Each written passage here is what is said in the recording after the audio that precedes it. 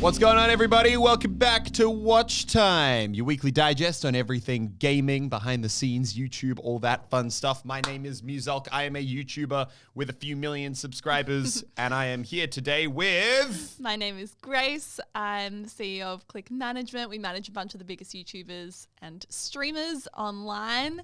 And yeah, let's get into it. How was your week this week? Yeah, I'm learning how hard it is to really kind of make sure I keep streaming every week because, I mean, obviously you have the idea of streaming weekly on YouTube, and it's not that crazy a concept, but then when you actually sit down and you need to do it and make the hours happen, especially on YouTube where, you know, it's not like on Twitch. On Twitch, when I streamed there, it was very much like, oh, I'll just like, you know, chat to my chat and just go live and mess around and play some games. And I don't really care if I have 100 people watching or 5,000 people watching. Whereas on YouTube, because now it's hosted on my main kind of hub where I do all my content, suddenly that pressure's way higher. I'm worrying about what's my click-through rate? How many viewers am I going to get? You know, making sure it reflects well on the content that's on my channel because it What's your appears in thumbnail? sub-boxes. Yeah. Are people going to get confused between the fact that it's a video or a stream? Yeah, YouTube, you need to really plan ahead. So you need to make sure you've got like a thumbnail for the stream, which means you need to have like an idea for what you're going to do for that stream that people are going to want to click. It's just like, it's a lot less casual than streaming on other platforms, which is good in a lot of ways. It's just, I'm learning like I need to think ahead. Does it give you an appreciation for streamers, given that you haven't done a huge amount of that before? I think it's like, I enjoy it. I think that, you know, I've always respected streamers. I think like, especially when I think about the fact that for me doing, you know, I'll probably stream, you know, maybe like 10 or 15 hours a week at the moment is probably roughly what I'm doing. And for me, I'm like, oh, wow, like this is like a big thing that I'm having to plan around. And then you think about like, you know, streamers who will do like 10 hour, like fresh. Oh my gosh. He will stream 10 hours a day, almost every single day of the week. Actually, I think every single day of the week. And he's done that almost without ever missing a day for a year. More than a year now. Almost 2 years now. Yeah. And that to me is crazy. Because for me, I get to like the 6 hour mark in a stream and I'm like, oh damn. Like, you know, like we've been going for a long one here. Yeah. But then you just see people like Fresh and he just blasts through the whole time. Elliot will come out of his office like for a bathroom break or a water break or something after like 4 or 5 hours. He's like, you know, I've been putting in the work, you know. It's tough. Yeah. Cool. No, it's been a good week for me too. I think I'm really excited for the Australian Open this week. We've got basically our whole crew heading to Melbourne. So Fortnite is doing a massive solos competition and then a pro-am in trios, which is really exciting. Basically, everyone that we work with is taking part, which is fun. And doing those little trips is always so fun, whether it's to LA or Melbourne. Get the crew together. Yeah. Obviously, it's like a career where a lot of people are on their own a lot of the time. So any time that the whole gang can get together and do something is always a fun time. Very fun. Cool. All right. So let's jump into the first topic for today's ep. We're going to talk about, so you would have seen a few days ago, YouTube announced that they acquired the rights for streaming for basically all of Activision Blizzard's titles. So Overwatch, Hearthstone, COD, and they're all going to be streaming exclusively on YouTube. What did you think?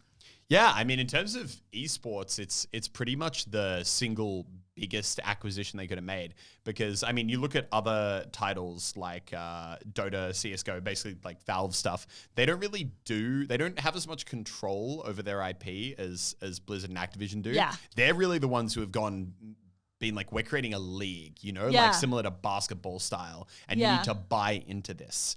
And I think it's interesting because, I mean, once again, the numbers, I don't think for that one were, the numbers for that one weren't public. Elliot feels very passionately about esports as a general topic. So I feel like we're going to get into some juicy stuff. I'm not like passionate about it. I'm just confused by it because I'm not so naive where I'm like, I am the only one who understands. Like everyone else is just insane.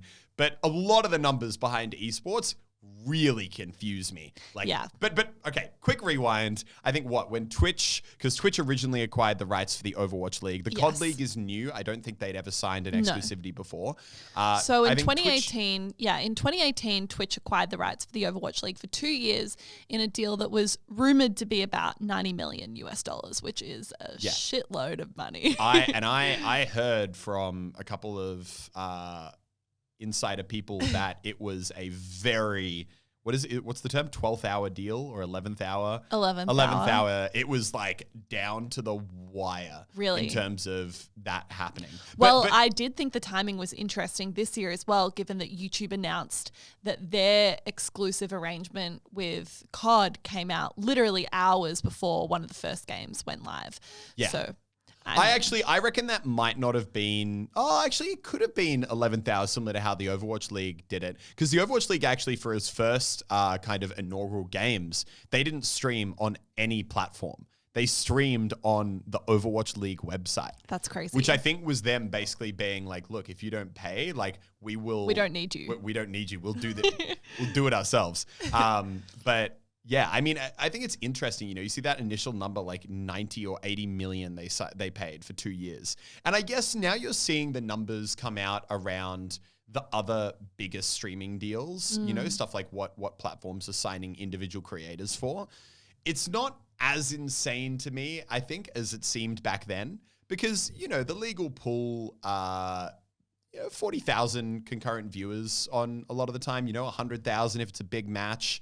And, if you think about that, that's about like numbers that someone like Ninja would pull. And, everyone kind of knows roughly what he'd be getting, which should be a pretty significant amount. Obviously, they're paying more per viewer for something like the Overwatch League, but it's not as crazy as it once seemed to me. What I want to know is how intense the competition for those rights were. So did YouTube have to really invest in that and put up a huge deal? Or did Twitch not want it again? Like, I wonder if Twitch really felt like it was worth it. But then again, I think it comes back to that conversation around with esports. I feel like everyone that's really investing in esports is playing a long game. I don't think anyone that's really getting into esports right now is expecting to recoup their investment in the first few years, because you look at some of the rumored deals for what the teams cost, which is like between $40 and $50 million apparently for some of those COD teams. I think the initial Overwatch teams were 20 and the new ones they just sold were 40 or 50 and the COD teams were 40 or 50. Yeah, and then plus I think the licensing rights or the upkeep costs basically that you have to pay each year is like another 10. So it's intense. It's a big, big investment for, these new leagues that haven't really built that super inherent value yet. Well, to rewind quickly to where you started that train of thought of did YouTube have to fight for them or did Twitch let them go? I reckon Twitch probably would have been okay with keeping them, but I think that YouTube would have been able to take the Overwatch League especially a lot easier than a lot of people think. Because here's the thing. I think Twitch, at least like from talking to, who was it? I was talking to someone who owns one of the league teams or works in the management for them. And he was saying that, Overwatch League was actually performing when they pitched the franchise, they were saying that, if it manages to pull 40 to 50K concurrent viewers, that would be considered a successful start to the league, which I think it is. But I think two interesting things, which is obviously the concurrence that they've been pulling around that. But I think two interesting things. Number one, Overwatch is not holding its momentum. I don't know what that was always one of the biggest things that confused me about the game is that they were piling so many millions into keeping the Overwatch League going, but they were really neglecting the core game. Like the updates were pretty lackluster, especially when you put it next to something like Fortnite. Yeah. All the events were recycled every year. They really just the core player base fell away, which obviously then has a big impact on the kind of viewership for the competitive side of the game. But the super interesting thing to me is those 40 and 50K concurrents you see are not real. And I think Twitch knows that. What do you mean? So, I mean, it's not even like really a secret. I think it's pretty well known is that. I'm playing dumb. I'm just trying to get you to explain it. Yeah. But go on. Yeah, because I think I've talked to you about it before. Yes. Is that, I mean, number one, you look at the chat room in a tournament and it is absolutely not moving, which once again isn't totally unusual for a tournament. You don't get quite as active a chat as a, individual who's streaming. Yeah. But basically, what seems to happen, at least for, I reckon, 50% of the viewers of the Overwatch League, is basically to kind of inflate the numbers and make it look better on the kind of viewership side. What I've heard they do is basically buy sidebar ads on like a ton of different websites. So, like when you're scrolling down through a website and you see a little sidebar ad. Yep. Instead, what they do is they pay to have the Twitch stream as an ad in a bunch of different sidebars, which, long story short, counts as a view? Yeah, counts as a view. So that's if crazy. You pay to have your little Twitch live stream on 20,000, people who are browsing IGN, realistically, it's just muted in the sidebar. No one is watching that. It's not an active each of them counts viewer. as a unique active connection to Twitch and therefore a unique viewer. Wow. Which Twitch would have that info as well. Oh, absolutely have that info. And I think that it's, it makes sense from the Overwatch League standpoint because they've got big sponsors. They've got like car companies. They've got, I'm actually not really keeping up to date with what the league sponsors are these days, but they're mainstream companies. So when you've got, teams selling for 40 or 50 million and sponsors who I'm sure are putting in millions of dollars a year, I mean, the cost of buying, an extra 20,000 viewers by putting sidebar ads on a website is nothing. But obviously, Twitch has that back-end info. They know that it's probably not pulling in the viewership they wanted it to, and also that it's trending down. And I think that they would have, long story short, let it go much easier than most people would think.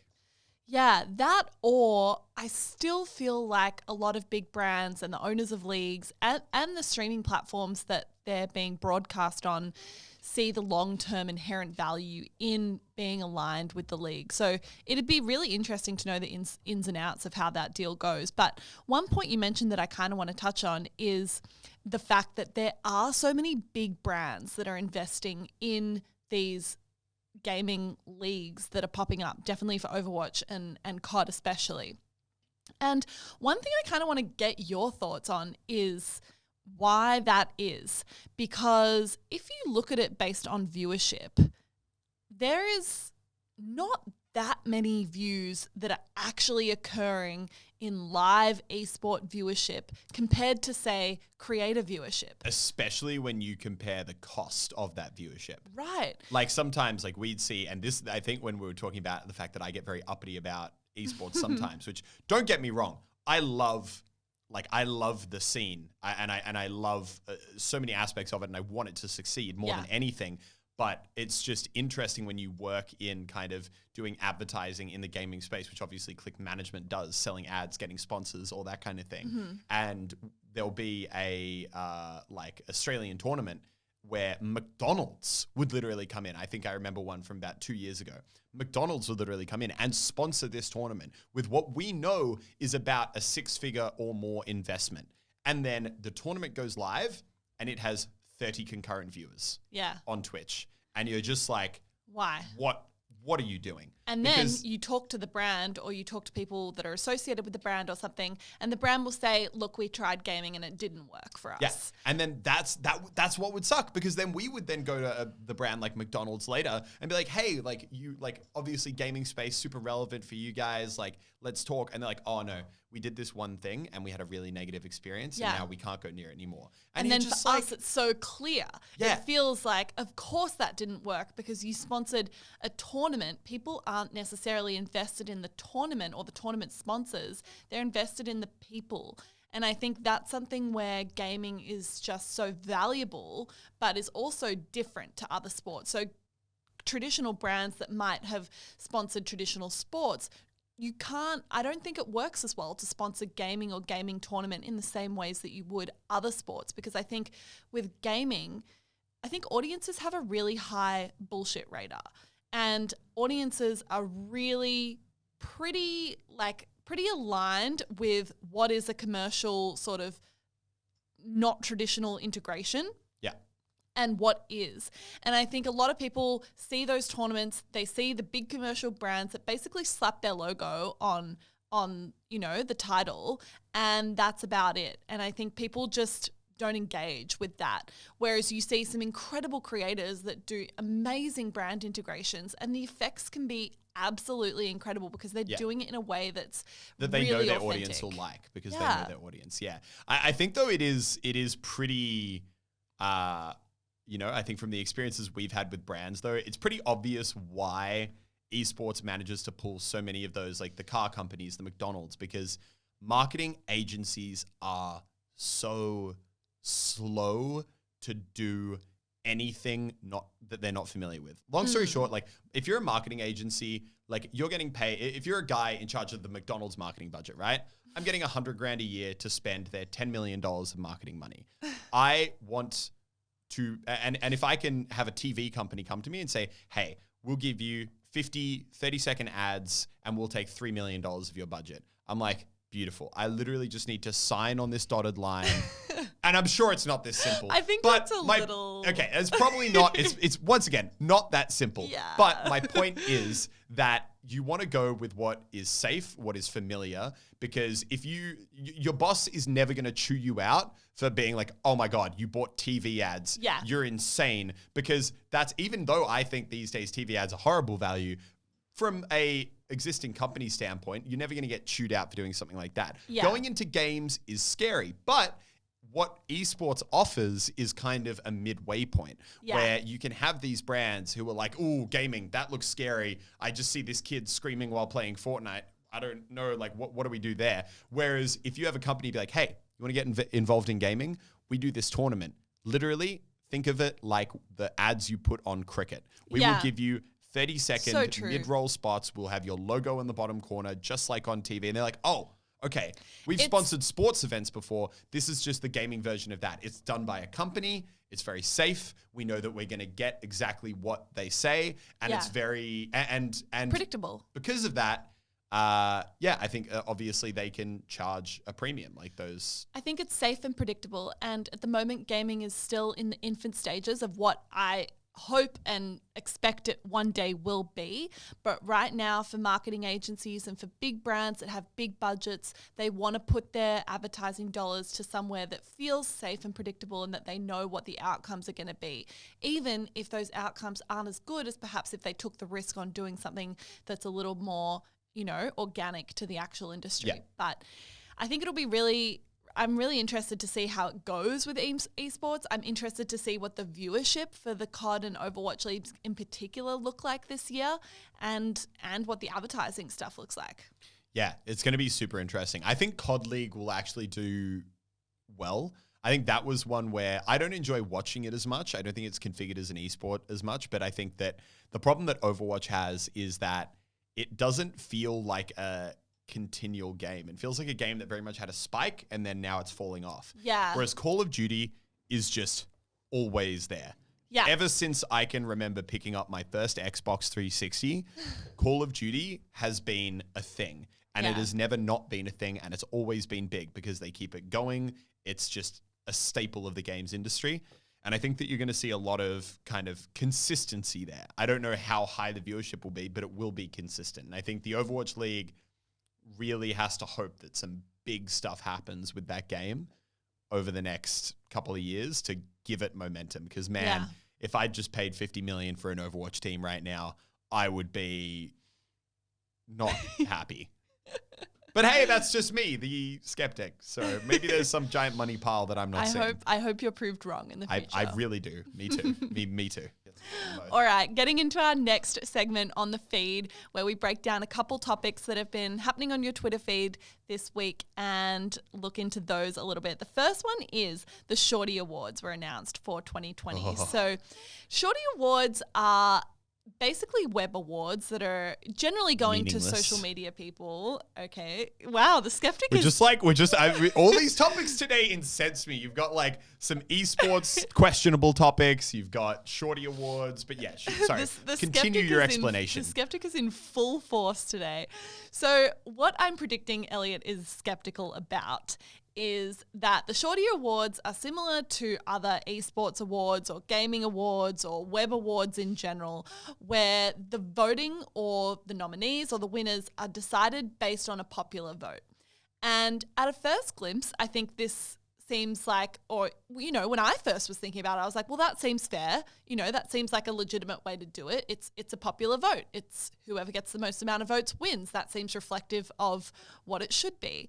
But I think what's really interesting is when you get into that a little bit, you realize that it's basically just I'm trying to think of a word apart from circle jerk, but I can't really think of another word of these organizations that basically ask the creators that are nominated or to promote their them. award, and whoever promotes the award the most by telling their audience to go and vote for them wins. And you know how you know that it's such a, you know, not real thing? I mean, sorry, let me start at the top of my list for why these awards are so meaningless. Actually, you know what? Let me go all the way back and start before the voting process. Number one, so they have a bunch of different categories, like Creator of the Year, Streamer of the Year, Group of the Year, and they decide who those initial 5 are. And they always decide those 5 by people who they just, I think, kind of gauge are probably most likely to promote it to their audience. You think? Okay, let me just go to the Best Creator of the Year category. Okay. Don't get me wrong. Like, nothing against this person at all, but I'm pretty sure it was last year, Sniper Wolf won it. Like, a big content creator? Yes. Creator of the Year? No. Am I Creator of the Year? Absolutely no. The fact that someone like Ninja, it was the year he had his biggest blow up. Like, it was the year Ninja took over the world. He didn't win Creator of the Year because they knew that he was never going to promote something like the Streamies for people to go vote for him. Yeah. So, and to even rewind more, there's a category called like Best YouTube Group, right? Mm-hmm. You know who's in that category? You don't see Click in that category. You don't see The Sidemen. You don't see FaZe. You know who is in that category? Tell me. A couple that reacts to Sidemen videos. What? Because they don't put actual people in. They put people who they think are just going to actually go out and promote their competition as much as they can. So they choose the initial nominees. They choose the initial nominees. And then the nominees ask people to vote for them. Yes, exactly. And here's the thing, and I'm 90% sure, I hope I'm not mixing up the awards here, but I'm 90% sure I'm right.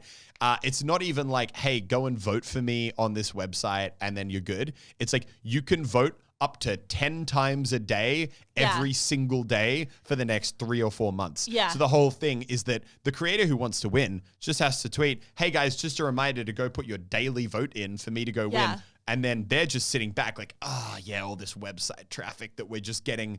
Think how much you normally have to pay a creator to promote going to your website. So true. And they're just like, oh, hey, we made this imaginary internet award. Now watch them all promote traffic to our website and our award that is complete. Like, you look at the winners of every category, it's like, and the thing is internally, like, obviously you have a creator who's a friend who wins. You're like, congrats, like, that's cool. But I know that I don't know a single person who takes those awards seriously. And I actually know a couple creators we work with that have been nominated for these awards in the past and actually refuse to promote them or ask their audience to vote for them because they understand that process and they're like, for one, don't really care about the validation of getting an external award. They find their validation from, you know, creating great content for their audience, which is what it's really all about anyway. And 2, they realize that those awards are just asking people to promote their own awards. Yeah. So it doesn't really make sense, nor does it truly feel reflective of the person that, you know, perhaps has been the most creative that year or has put in the most work. There's no meaning behind it. It's just, it's an award that is basically just saying, hey, I promoted the voting page more than anyone else. Yeah. Like, that's ultimately what it comes down to. Long story short, these are supposed to be short. I could go on a 30-minute rant about Streamy Awards and all those other things. If you're going to have an award, have a judge panel. Base it on actual criteria. Don't just make it like popularity who's willing to sell out as much traffic as they can to our website competition, because that's just dumb. No one respects it. And if at the very first stage of even picking the people who are nominated, you make a complete joke out of that, like they obviously do, then it's just ridiculous. It loses its relevance. Exactly. It's like you completely take like, and I think there's a lot of awards that do that, especially in the gaming industry right now, where the credibility of, I think there's like one or two good game awards shows, but the vast majority of them will either sell the award or they'll do it by that popular vote method, or they just pick ones where you're like, that's so clearly, or like, there was a certain award show that happened, which I actually don't want to go into too many specifics on, but it would have a category like streamer of the year or YouTuber of the year. And this was it wasn't probably not as big a international one, but they would have like someone like Laserbeam next to someone who literally has like barely posts, channel hasn't grown or something like that. And not actually saying Laserbeam was nominated or whoever else was nominated, but they would just be like, oh, this person actually came to the award, whereas the big channel didn't, so we're going to give it to that person. Yeah. And it's just like, as soon as you do that and you see a category which you can mathematically and literally look at the data, look at the kind of what they've done in content, how they've innovated, the numbers behind them, the growth they've had, and it's just like, factually, mathematically, this person is head and shoulders like deserving of that award. And as soon as you don't give it to them, every award just completely goes out the window. And it's like, okay, well, clearly this whole thing's just a joke. And to use the word circle jerk. All right, moving on to the next one. Did you see that a new social media app was released yesterday, I believe, called Byte? I've just seen people tweeting about signing up and like being like, oh, this is my app. I don't have time for another social media unless it gets really big, in which case I definitely do. But right now I don't have time for another social media. So Byte was created by the co-founder of Vine. So it effectively sounds like another replica of Vine. It's the 6-second loop videos. And with a couple changes, they've announced that they will have advertising. They've announced that they will have a creator payment structure. Scheme. So at the moment, for people that might not understand, platforms like YouTube and Twitch pay their creators. They get a share of the ad revenue, which means that they're able to create content on that platform that earns them money. Platforms like TikTok and Instagram don't have that. So there's no inherent way to create money on Instagram or TikTok unless you're doing brand deals or something like that. Sponsored content. So this new app, Byte, is saying that it will have a payment program for creators, which is really interesting. And honestly, that's what they need to do if they want to try and get creators who are currently on TikTok to, let's be real, not leave TikTok, but also post on Byte. You need to have those incentives. Yeah. But here's what's crazy to me about this whole thing, these like short clip apps. Talk to me, Elliot. Vine was huge, took over the world. It went bankrupt. It physically could not exist. And it was essentially what TikTok is right now. What is it that meant that Vine went bankrupt and couldn't exist, and then TikTok rocks up a year later, and suddenly it's like, oh yeah, they're one of the biggest companies in the world, worth billions, and they're doing fantastic. Just a little Chinese business we like to call Tencent. but you know what I mean? Like, clearly the business model must have changed, because if Vine physically couldn't continue to exist, and Vine was owned by Twitter.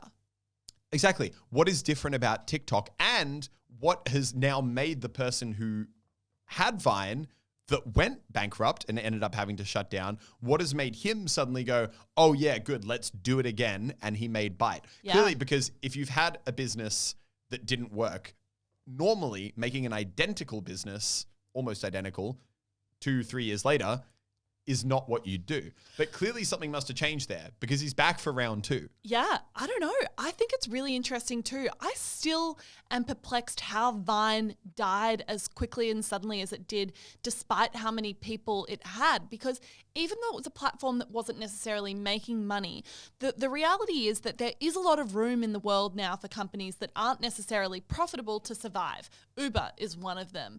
There are a number of social media apps that inherently in and of themselves are not profitable. Instagram didn't have ads on it for up until the last couple of years.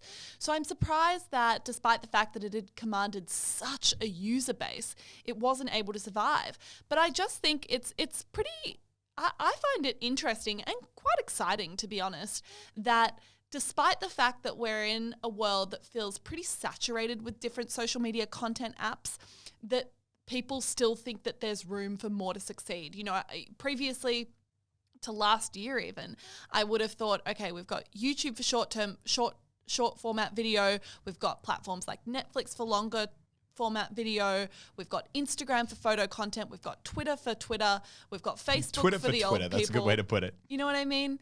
And then TikTok blew the fuck up and had an insane last 6 months and commanded such a big user base. And you know, I actually had a meeting with a couple of the TikTok people when they came to Australia last maybe March or April. Do you remember that? And I remember coming back and they were so passionate. They were so excited about this product they created. And I'll admit I was a little skeptical at the time. I thought, gosh, people just don't have time for another app. But obviously people do. And TikTok's created a form of media that wasn't available on any other app and that people have really assigned a big value to. So I think it's really cool that even though we're in a world that has a lot of social media apps, people are still trying and people are failing, like Casey Neistat's app that he tried to bring out. What was that called? Beam. Yeah, that failed. I mean, I think that was just too similar. I think it failed and then he also sold it to CNN or something. For a lot, yeah.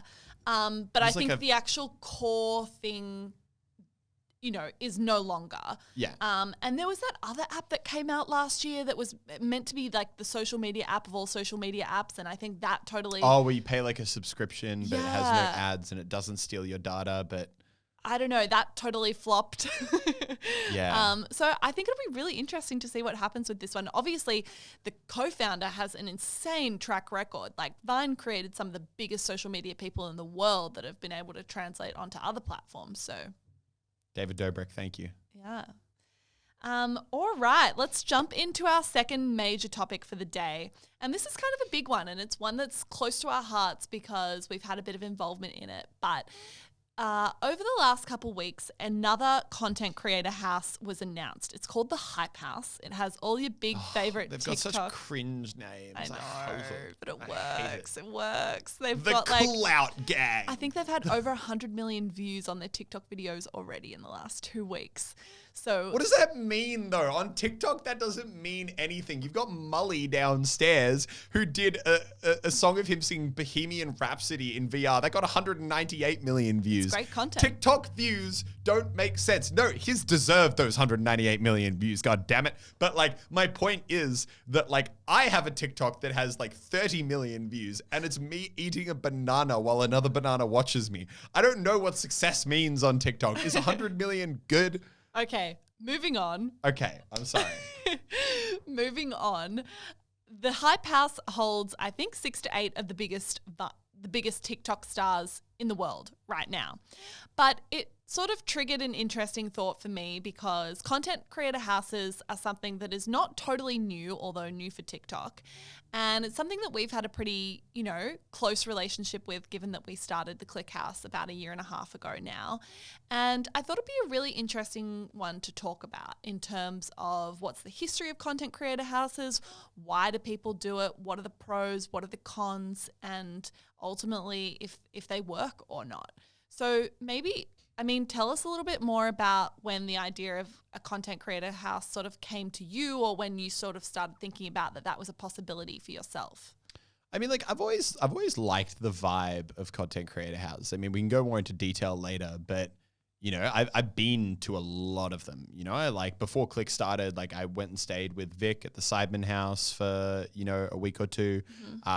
You know, been to obviously the phase houses in the old Hollywood Hills. And, you know, like I also, me personally, have spent a lot of time, you know, it's not a gamer house, but boarding school, you know, is not, it's not too far off it though. You know, it's like living with a bunch of people your age, like-minded, doing the same thing. Somewhat like-minded, you know, comes with all the good and the bad. But also I think just naturally, I think the reason why you see them so much, I mean, I think it's twofold. I think that they definitely are a lot easier to understand around channels that do IRL content. Because I think obviously there you see something like the Team 10 house it's obvious why it exists. It's because literally you can get out of bed in the morning and you instantly have content. You are surrounded by content. You're surrounded by creators who know when a camera is pointed at them how to be entertaining, how to like give you content on the spot. Yeah. Whereas if you live by yourself, you have to go out every day in search of content, which is hard. And I think that when it comes to that IRL content, and also I'm guessing Vines as well. Oh, sorry, TikToks. God, I'm getting all my apps confused. But like the TikTok house, it makes sense for them as well because I'm sure that they can sit there, they can brainstorm ideas. They need someone to be in a TikTok and be really like emotive and do something specific. They understand what they need to do. Whereas I think with gamer houses, it's slightly different. And I think that it's why you see a lot of gamer houses do that IRL content. Sidemen, mainly a bunch of gamers, but because the house did IRL content. FaZe, I don't think they initially took advantage of it as much, but they're definitely starting to now. Yeah. They're starting to do a lot more like hide and seek stuff with everyone in the group. Yeah. And obviously what we did with Click. I think though that, one of the biggest motivators, and I think the big reason why the Click House started is because I mean, like YouTube's a great job, but it's very solitary. Yeah. You can easily, and I mean, I myself have done it for the space of a week, and I know people like Fresh have literally not left the house for the space of like 2 months. Yeah. Like you can completely do your job and do your job well and literally move between 2 rooms, your bedroom and your study, or maybe you have them both in the same room and you don't have to leave one room, and then Uber Eats all your food. Oh my God. I remember, so I also don't know if we've mentioned this on the podcast, but Elliot and I are also brother and sister. Yeah, we haven't mentioned that. I don't think so. But I remember when Elliot and I used to live together for a period of time, and Elliot was sort of on the grind of YouTube. He was on the real come up. It's that first year or two. And I remember he had his setup in his bedroom, and he would literally be in his bedroom probably 23 and a half hours a day, I reckon. And you would come out in 10-minute increments to grab food or go to the bathroom. 23 hours a day. I had to go get coffee in the morning. Go get coffee. But really, like, you didn't leave that room. You were constantly either making videos or editing or sometimes sleeping. It's the grind. It was the grind, but it was solitary. And you really, like, you can totally lose perspective of everything else going on in the world. And I think to bring it back, that's why content creator houses can be really appealing as an idea because, it is a solitary job. And so to be able to live with people that are like-minded and can relate is a really, really appealing idea. And then also, obviously, there's the massive benefits that come with being in an environment that allows you to collaborate and be part of a collective. And then suddenly, you're not just a creator out on their own, you're part of something big. And so people that might find you through someone else in the group suddenly are also invested in you too. And that as a creator in 2020, I think is still one of the absolute fastest ways to grow. Yeah. Making content with other people, being part of something that's just bigger than your own personal identity is really, really big. Yeah, I mean, to quickly stray from the house topic, I guess, to the more like YouTuber group topic, which I feel like you could tackle as a whole other thing. But yeah, you see some of the Sidemen guys, or a lot of the Sidemen guys these days, will make like 1 video a month, or they'll literally go away for 6 months and not do anything, but then they come back and they post a video and it'll get like millions of views. The only reason you can do that is because you're in a group. Most people, like, it sucks, but like you can have a lot of viewers, you can have a lot of fans who really, really like your content. You go away for 6 months, like, people forget about you. They just do. Yeah. The internet moves too quickly. Whereas if you're in a group and you're still maintaining that presence there, then people are like, oh my God, dude, can't wait for him to make a video again. They come back and it absolutely blows up. Yeah. But back on the house topic. Yeah, I definitely think the whole, kind of like living with like-minded people who are kind of moving at the same pace, interested in the same things. And I think even though obviously you're not doing IRL content as much, like what you have in like a Team 10 house, it's still good. I could literally kick Cray's door down and be like, Cray, duos, now, let's go. Yeah. And then go like record a video, which YouTubers can be notoriously bad at. You'd be like, oh, dude, we recording today? They'll be like, yeah. And then like you're just sitting there waiting, like, where are you? And then you're just DMing them and they're not replying. And you're like, what the hell? If Cray did that to me, I would literally go kick his door down and be like, oi, remember 4 p.m. you said, get on. and then like go from there. Yeah. I think it also does serve the purpose. It does, as cringy as the name is, create hype.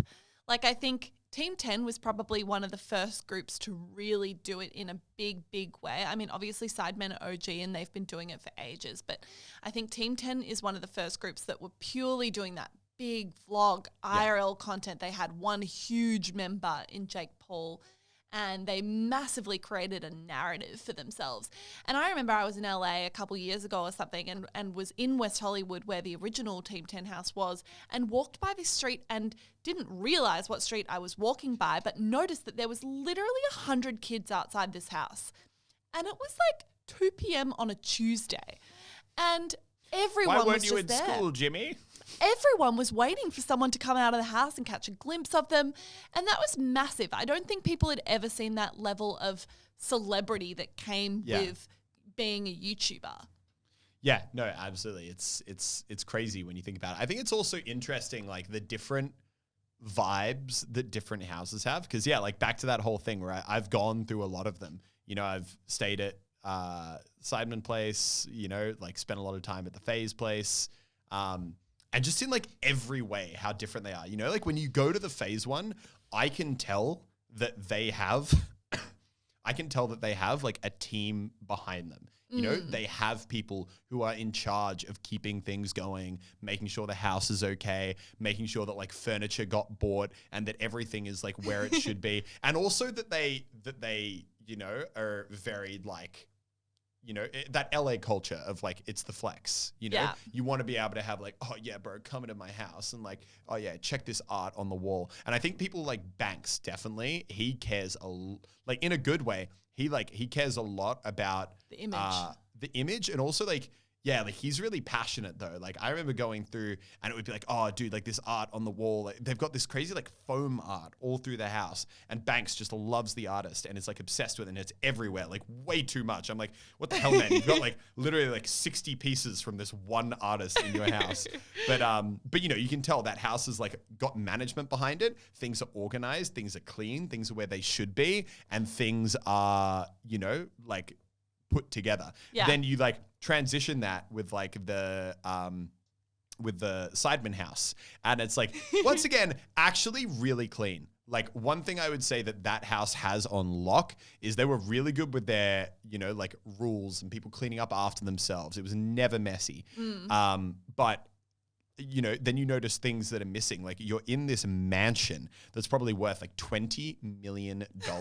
It is ginormous. It is huge. And you walk in and you're just like, there's no furniture in this entire thing. It's like I just walked into a freshly built house that's empty. They literally had, I think, a couple of stools in the kitchen and they had one couch with like a TV. Yeah, I don't know how many people watch the Sidemen videos. When you see them in that one room with the couch and the TV, that's like it. There is no more furniture. And you go up, they have a gym at the top. Other than that though. It's like the pure example of what happens when you get like 6 guys in their early 20s living in a share house, except the share house is really, really big. Yeah. There was like some storage rooms that were filled with I don't know what, just like random crap. But yeah, and you can just tell it's one of those things. Amazing computer setups. Yeah, yeah. But then you go into people's rooms, which are where their PC setups are and where they like live essentially, because the rest of the house is more decorative. And you go in there and it's like an absolute setup, man. Like some of the best bedrooms you've ever been in, You've got these beds that have TVs coming out of them. You've got beautiful carpets and chairs and decorations with all the million subscriber plaques across the wall. And you're like,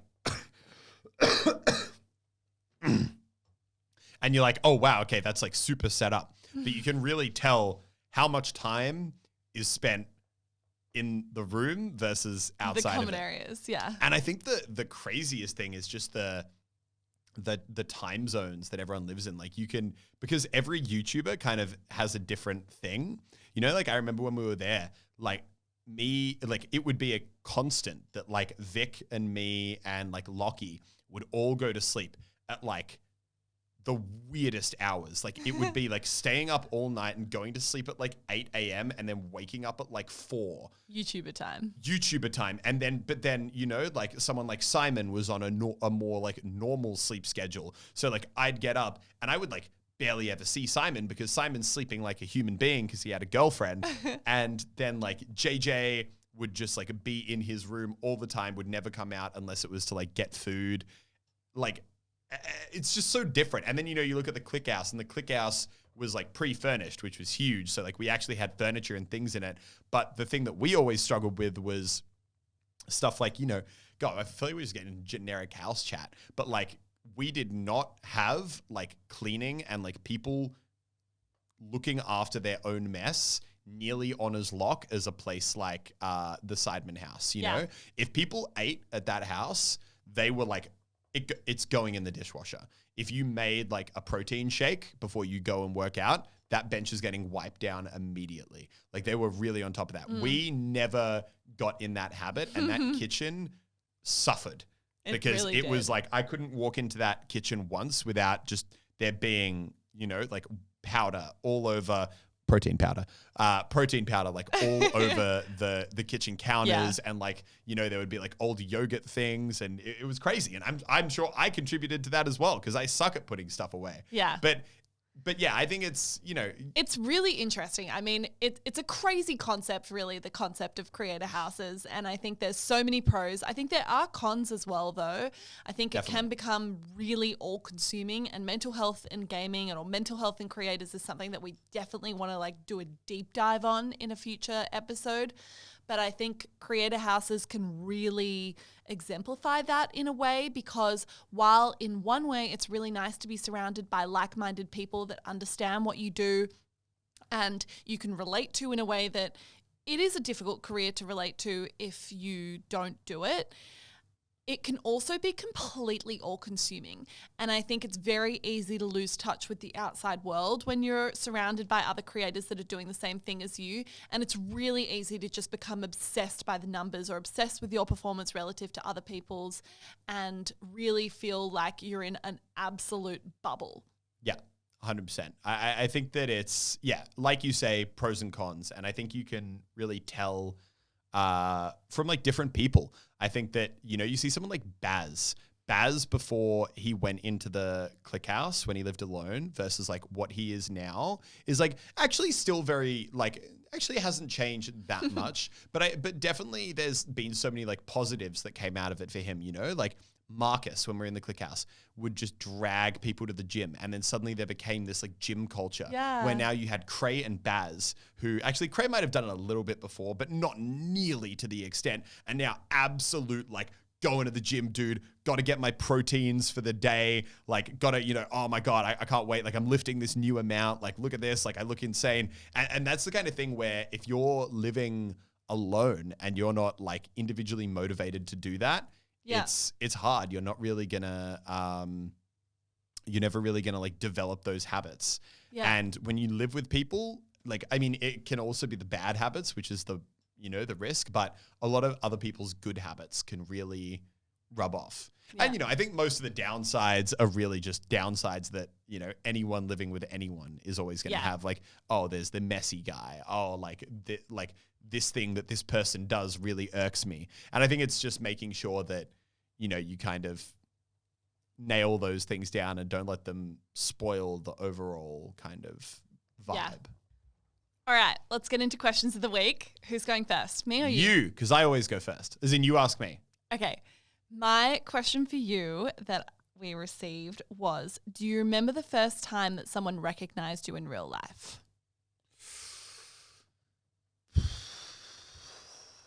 actually don't. Oh. I remember doing a meetup when I was quite small, though, at a park. And like 30 or so people came and I was like, God damn, like it's incredible. But no, I didn't really leave the house much back in the early days. So like it was pretty nowhere for people hard for people to run into me, you know? Like if you don't go outside, people aren't going to see you. And you know, that's not even a meme. That's the genuine truth. I just didn't go outside. I don't think people really saw me. But Yeah, I think that meetup I definitely remember. And I do remember quite a bit if people notice me in public. Because it's always kind of like a cool, even though like, you know, most of the time, like if I go to like the shopping center or, you know, basically if there are a group of teenagers, like 50-50 odds, like someone's probably going to be like, hey, you know, like when we had the Australia Day party the other day, there was like a group of kids who were just crossing the road and like they spotted us all standing up there and just went bananas because we're on the balcony of the house. Yeah. But yeah, I don't remember the first time, but it definitely would have been very flattering. Yeah. Nice. Yeah. And yours is, what is the hardest part about your job? Gosh, I feel like all these questions I get are always so serious. I think the hardest part about my job is... Tell me about your childhood trauma. I think the hardest part of the job is probably just balancing a lot of different people's priorities. You know, like I'm always thinking about the talent that I work with and what's best for them and what they want. I'm thinking about the brands that we work with and what's best for them and how they can get the best experience. I'm thinking about our team and the people that we work with and how they're going and what's making them happy. So I think sometimes those things don't always line up in terms of what everyone wants. Is not the same.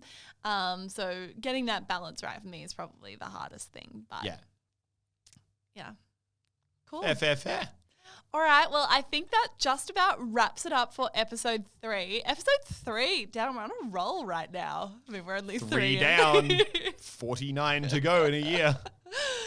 Let us know what you guys think. Let us know what more you want to see. Remember to subscribe on Apple Podcasts or follow us on Spotify. Watch us on YouTube. We're on all the platforms. Relevant buttons. Click all the relevant buttons. And we will see you guys next week. Bye-bye. Bye-bye.